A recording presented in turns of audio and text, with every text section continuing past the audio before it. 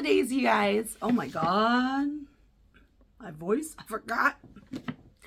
So I went out last night and we had too many shots. So now my throat, okay, I have a reason behind all of this, okay. I went to Portland, okay, and then I got sick. And so I was like, oh, you know, like my throat was really hurting when I went to Portland. I swear it was because of the plane. Everybody was coughing because everyone's going home for the holidays. And I happened to be traveling for work, going out to Portland. It was the week before Christmas. And so everyone was coughing. And I swore that is the reason why my throat hurts. But then, okay, so then I got sick. I slept it off. And then I was like, you know what? I'm going to do some shots because shots is probably going to help kill whatever germs I had in my throat. Well, you know, now I have like a really, really deep voice because it was just, I probably did way too many shots back to back. Yeah, that is Tassie logic for you. But yes, happy holidays, you guys. So today it is going to be a day of giving back. To everybody who has truly, truly supported me through my journey this whole year with Shaman Memoirs, opening up my own business and seeing and meeting all of my clients. So today, you know, I have a lot planned. However, I wanted to start this video off by opening a gift that one of my students actually sent me. I have no idea what it is, but I am super, super excited. And you know, giving gifts is actually my love language. I tend to give a lot of gifts. And so for myself, it's kind of awkward when I receive gifts. I'm not going to lie. And it's funny because so many of you guys have come into my office here and you guys have given me gifts. And that is something that, you know, like I always get like, what is this? Because my love language is giving gifts, but it's not necessarily receiving gifts. So for me, it is definitely acts of service. That's how I receive love, and how I perceive love is acts of service. So, but that's come like food and stuff. Oh my God, yes. But thank you to my amazing student. I have no idea what it is. Oh my gosh. Ah, my nails!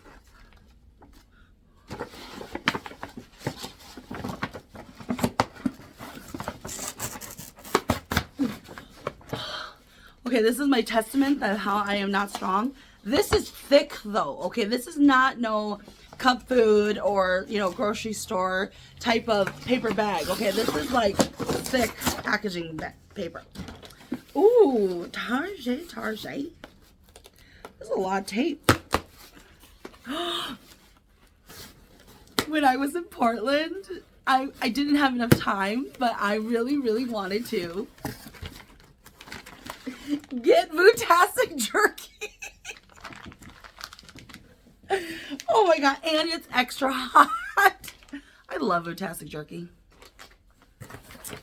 Oh, they're so sweet. I got incense sticks. Love it for my spirit guides. Oh my God, this is so stinking cute.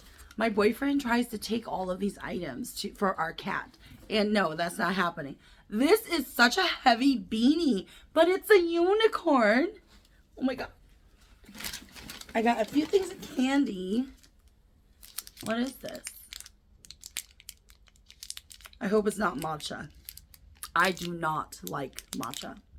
I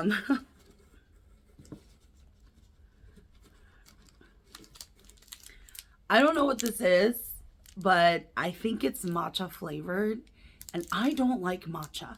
Matcha to me tastes like dirt, and everyone will then always come back with, well, have you had the real matcha? More dirt. No, thank you. No, thank you.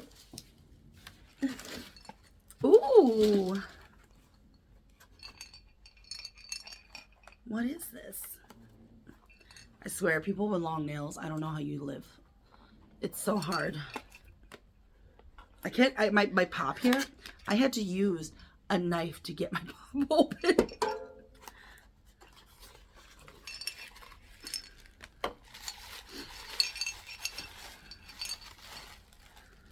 Oh my God! It's a little Chinese dragon. Look at how cute this is, you guys. This is so cute. And there's a bell in here. Oh my gosh. Thank you, thank you. Thank you to my amazing student and her family, her husband too. I swear it's more matcha, isn't it? Okay, I don't know.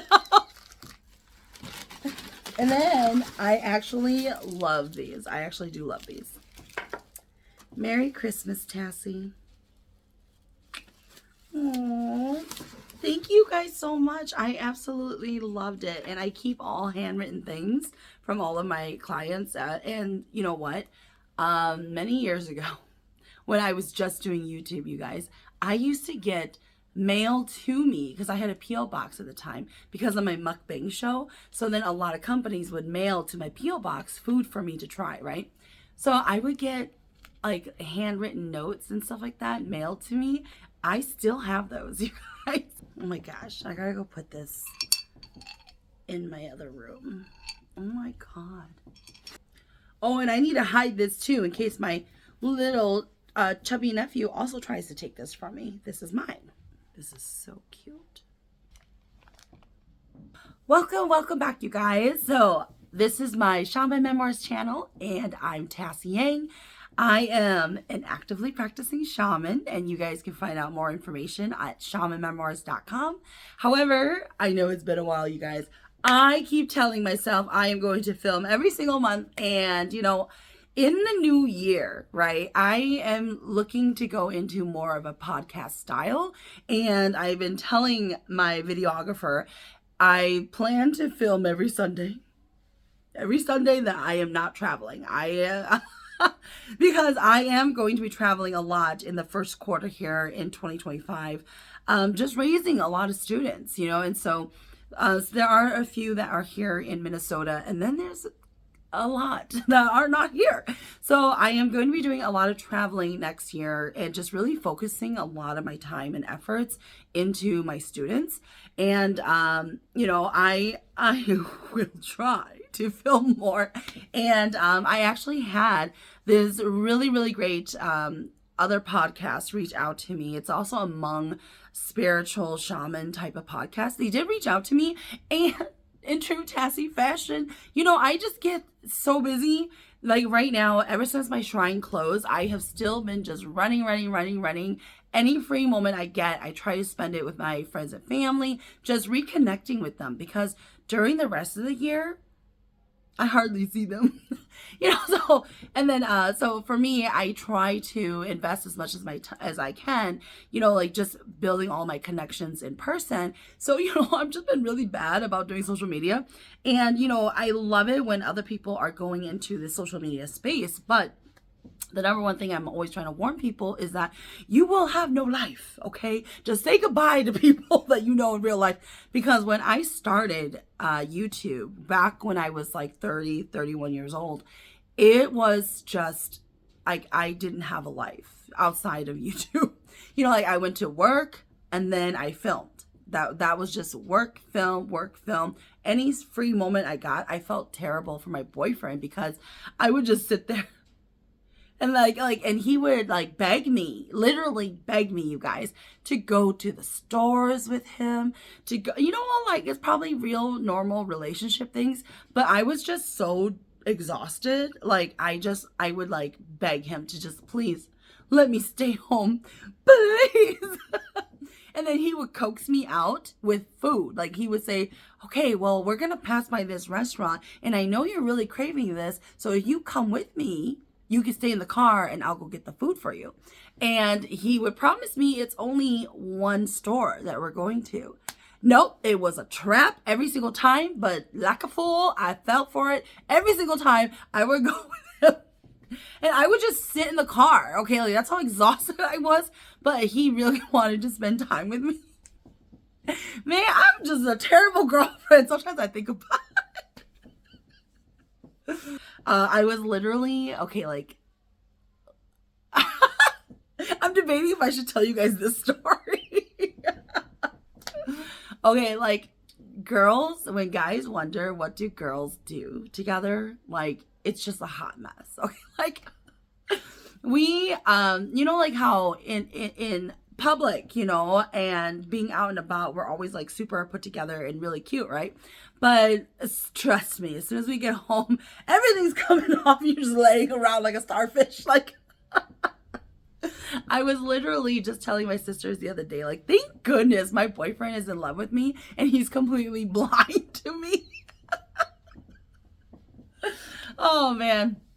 I was like, he has really, really, like, he just turned 40, actually, and we just threw him a surprise party, and he was surprised, so I was super excited about that. But, you know, like, I was just talking to him about how he spent his 30s with me, you know, like, most of his 30s with me, and I am literally spending all of my 30s with him, because then I met him when I was 29. And this year it will be, in 2025, it will be 9 years since we have been together. And no, I am not interested in marriage. A lot of people always ask me that. I do not believe in paying the government to recognize my relationships, and it will mess up my taxes. So no, thank you. No, thank you. So I did go out to Portland. It was raining the entire time. I really, really wanted to go and check out a few things in Portland, but I was there for such a short amount of time. I was really only there for like one whole day. I was traveling on the other days, so it was really 3 days overall. But Portland, it really just looks exactly what I would think Seattle looks like. However, it is a much smaller, it has a small town vibe to me. You know, like, considering the Twin Cities, it's mirrored after Chicago, and it's more of a city. Whereas in Portland, I did not cross over to go to Washington, the Vancouver area. We only stayed in the Portland area. It was definitely, the traffic was a nightmare, and it rained the entire time I was there. So I did not get to see much of Portland. I do plan to go back, and I would love to go back to Portland, actually, especially like in the summertime, because a lot of people always talk about the I'm gonna mess this up, McMinnon, Edgefield, McMahon or something like that. It's an M sounding word, and then it's Edgefield, but they're really known to be like the place to go to in Portland. But yeah, I would be really excited to go back and check that out. I hear a lot of people have weddings there. They do a big New Year's Eve celebration there. I would definitely not stay there though. I almost got bamboozled to stay there because somebody who's from Portland that I know, she kept recommending this place to me. And I remember I was talking to my staff who are located in Portland, and they were talking about where I'm going to be staying. And I was like, yeah, it's some place called Edgefield. And then everyone was yelling, like, that place is haunted. And like, don't stay there, Jesse. And apparently it's one of those, it used to be like a shared co-op for farmers that were, that was poor, I believe. Don't quote me on this, okay? I do not know the history of this place. And then it turned into a nursing home. So, you know, I was not looking forward to, like, I didn't even Google it because I just blindly trusted this girl because, you know, she's from the Portland area. She knows it well. Why would she lead me astray? Okay. Oh my God. And then to find out that the place was super haunted. It's known for being haunted, and that's what attracts a lot of people. And then on top of that, you don't have your own bathroom. You would have to, I was like, so you're telling me I have to leave my haunted room to go down the haunted hallway to use a haunted bathroom that I share with everyone else? I was like, in what world, do you even know me? Like, and then my boss, he actually lived in Portland for a while. And as soon as he heard Tassie and Edgefield, he was like, Edgefield is not a place Tassie would stay. Oh my God, just go and Google this place, you guys. It just looks haunted, just looking at the photos. But I ended up staying right by the airport. and it was at a really nice area, and I guess it was a newer hotel, and it was nice. It was very nice. I slept completely fine, no issues. The only thing was the hotel felt like a tin box. I don't know how else to explain it, but I was getting ready in the morning one day and I heard this noise, and I have only ever heard of a CPAP machine once. Like one other time I've ever heard a CPAP machine. And then it dawned on me, I think that is my neighbor's CPAP machine that I'm hearing. But I will also add really quickly about Portland.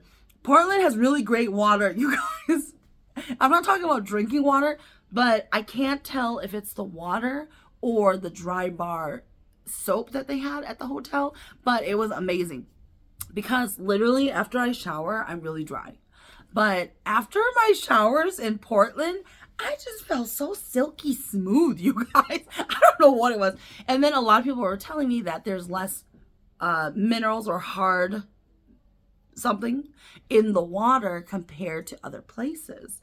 And I will say, I believe in it, because I don't know if they were, I did ask if they tend to use water softeners, and everyone there that I knew in Portland, they all said no, they don't use water softeners in Portland. They just have really great water. It's pretty nice. Go take showers in Portland if you're there. All right, enough rambling, you guys.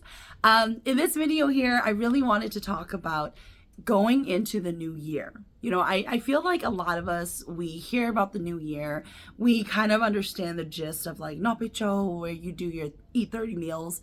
A lot of it is surrounding to giving back to your ancestors and giving thanks, and then you're preparing your whole household for the new year.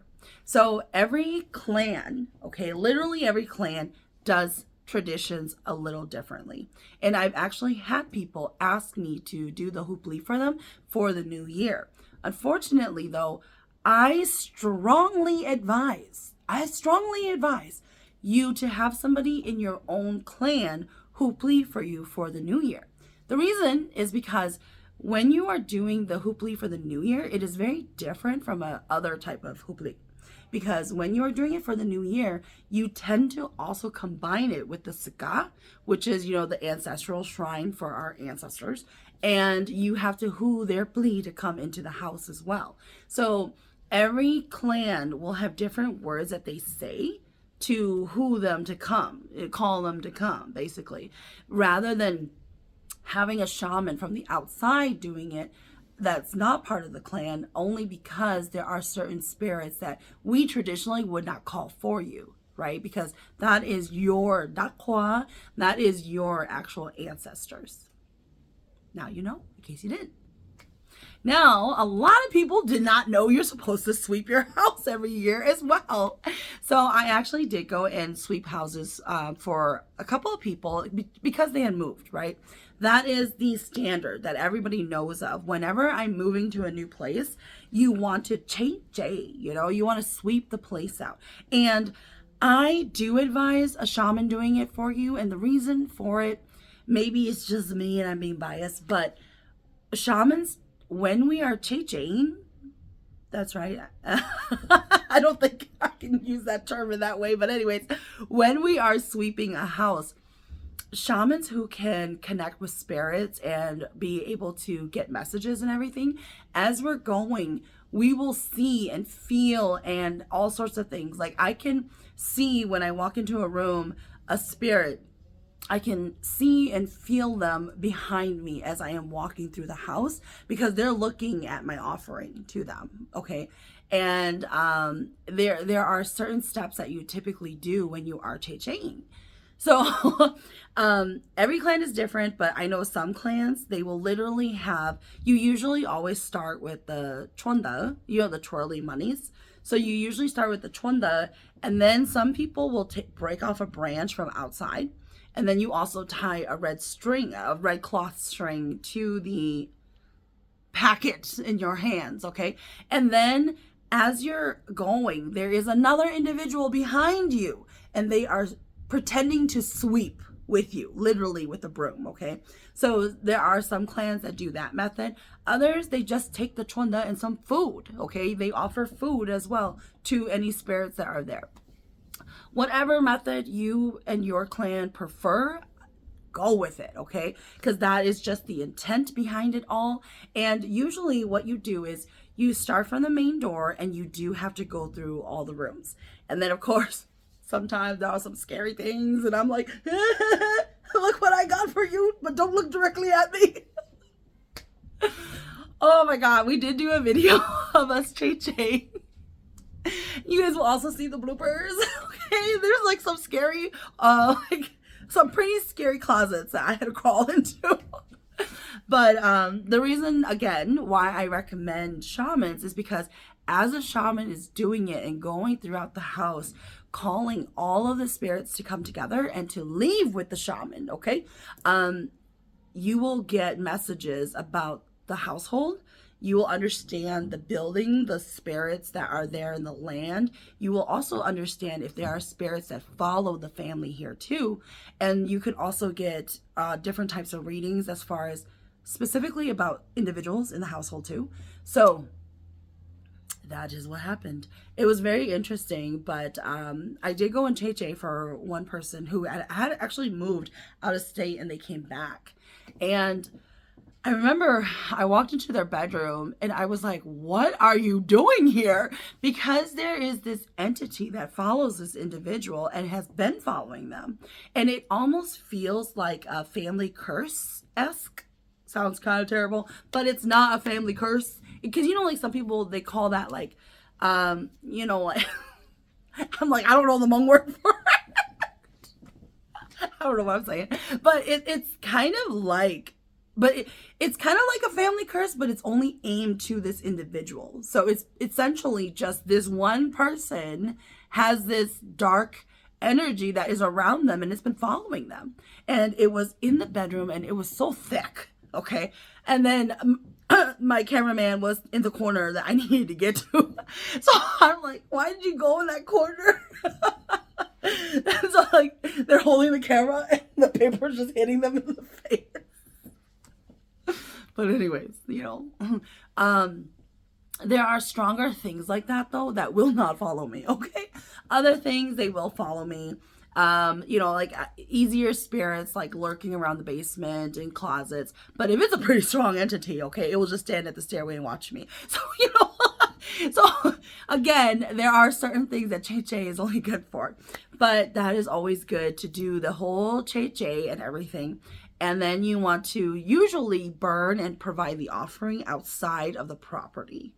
So, you know, you don't go to like the front door and start burning it, right? You want to walk down to the street where it is not part of the property and you want to burn it there and then they accept it and then they go. Now, you know, Che is so important though, not just when you guys are moving, but you should do it every single year in case you did not know. I was talking to some people and they had no idea that they were supposed to Che every single year. And then my sister was like, are you trying to upsell? I'm like, I'm not upselling this. This is what we do. I swear. My sister. Now, once you've done the Che, usually that's kind of how it starts. You know, you want to make sure you get everything that's bad on out. Okay. Then you are going to prepare and do everything with the shrines, if you have a shaman shrine, and then you're going to be doing everything with the Saka as well. Now, you typically do it at the same time, okay? Like some people are wondering, should they release their spirit guides and then do their Saka on another day? You want to, typically it happens all in the same day. And that is why there's so many like people usually involved for the New Year's and relatives. They take turns on weekends and literally starts in, some people start at the end of October, okay? They will go and choose every other weekend because they're going to go to each other's houses the following weekend to just help each other get it all done because it is a lot of work, especially with the Saka. The Saka is a lot of work before you even touch that thing. And then, you usually, traditionally with the Saka, a lot of families, regardless if you have the mini altar or if you just use a piece of paper, you use real chickens, you know, and you're holding it and you gotta you gotta hit the horns and try to get the answers correctly so that the spirits will accept the offering. And then once you unalive the chicken, you need to use the blood and the feathers, and you need to put it onto the saka and calling and signifying each of the spirits for your dakwa. And then you parboil this chicken and you leave it there in front of the saka, towards the floor though. And you basically leave it there and you burn incense sticks for them, and you gotta wait 3 days. And then after the third day, that is when the males typically, the women can traditionally though, it's just the male and the children of the males. Like anyone who's a male in this clan basically can eat this chicken. Now, of course, you want to rinse and rub it and clean it, and then you got to reboil this sucker, and then you want to actually consume and eat it. There are a lot of new age people, like, we're more modern. We're afraid of salmonella, and you just need to eat the tiniest amount of that chicken. I assure you, just the tiniest. Now, when you are setting up the saka, though, that is typically when you are jai. Okay, jai is, which I swear I can never pronounce it correctly, but when you are jai, it basically means you're blocked, or you are to prevent doing certain things during this period. Okay, usually it lasts 3 days, and traditionally you can't spend any money during those 3 days. So it is very hard when people do the saka during Black Friday time, okay? Because that's when all the sales are happening and you can't spend money for 3 days. Usually what happens is some families will take out a bunch of cash and they'll hand it to somebody else before the whole saka happens. And then that person or individual who they trust will purchase everything for them, so they do not break the rules of not spending any money for 3 days. And and then after the third day, that's when you can start to use money again. And you know what? I am a believer in the saka, okay? I am a true believer in the saka and in the powers that be. But like I tell everybody, whether it's a shrine or the saka for your ancestors, you're living with spirits, so you can't get them mad, okay? But in exchange, they offer you so much, With the shrine, the shaman shrine, whoever the shaman is, they would have to release their spirit guides for the new year. Usually when you go in there, though, as you're starting that session, your spirit guides will have you finish certain tasks before the end of the year. And then you release them. And it is so beautiful. And you feel at peace. You should feel at peace. And then that is when you do the whole new shrine. You take everything down, wash and cleanse everything, set up everything. Everything is great again. And then in about a week or two, then you go back and you pick them up, your spirit guides. And I'll tell you this, you guys. I had so many dreams about parties. Like, my spirit guides party harder than I do. Like, I've ever partied. Every single night, there was a massive concert and a massive party, like, on the water. There's, like, yachts everywhere. And I'm like, I want to go, too, to see this concert. But I will say, I think my spirit guides be doing some stuff, because it was the night before I went to go pick them up. I had this dream, and then when I woke up, like, somebody came and snitched on them, like that they've been doing stuff, that they shouldn't be doing. But my spirit guides, every time I recall it and every time I talk about it, they always say it wasn't us. It wasn't us. But I'm like, I don't know, 'cause I feel like it's you guys. But anyways, and then you go back and then you pick them up, and then usually they give you like not premonitions. What is that term? They tell you things to prepare for in that year, okay? So usually that's what happens when you get them back for the new year. And then that's not it, okay? You still need to do a ceremony. The shaman still needs to do another ceremony just to heal themselves and those immediate in their family, like who live in the household. So you then have to do all of that. Then your shrine is open for other clients, okay? So we have to do this every single year, you guys. And this is what I mean by it is a lot of work. It is a lot of work. It is not easy. And, in my lineage, my students have the option to either raise using animals, which requires a lot of animals, okay? And every year you need to do that animal. Or you can raise using black magic. But black magic, there's pros and cons to both, right? Animals, it is beautiful, it is traditional, and you will always be able to use the magic and teach others the art form of using animals. However, if you do not use animals, it's a lot easier. It's less money and it's less work. You don't need a bunch of people, like just cutting up all the meat. It's very simple. You just cater, okay? However, you will lose the art form of being able to use animals in any future ceremonies for anybody. You cannot teach your future students how to use animals. And then you typically, become vegetarian. Okay, it's not that bad usually, but some of them may not be able to eat pork for a while or to be able to eat seafood. So then you end up having to give up those things by not using animals. And there are a lot of traditional Hmong families who do not believe in shamanism if you do not use animals. A lot of traditional Hmong people, they see using animals as wholesome. It is wholesome. It is our roots. It is our traditions. And it is what it is their belief, and then on the flip side, others see using black magic strictly as the real wholesome side because there is no sacrifice involved. But it's all different teachings. That's why. In case you didn't know, now you know. Of course, if you raise with animals, in the future, you can choose to just use black magic. But at least you have that in your retinue, so you can pull it out if you ever need to use a pig or something. But I know, I love using animals. I'm completely biased. I do love using animals, but I would say most of my clients, okay, the ceremonies coming up next year, I would say half is using animals and the other half, they are using just black magic. So it's just really on preference at this point. And then I forgot, you still need a domanong, okay? That is when you are doing a meal for your ancestors. Now, here's the kicker, okay? So some people just think of the meal indoors. That is for your direct ancestors. Like if it is for your ancestors and you like I'm talking about if you're married or not, okay?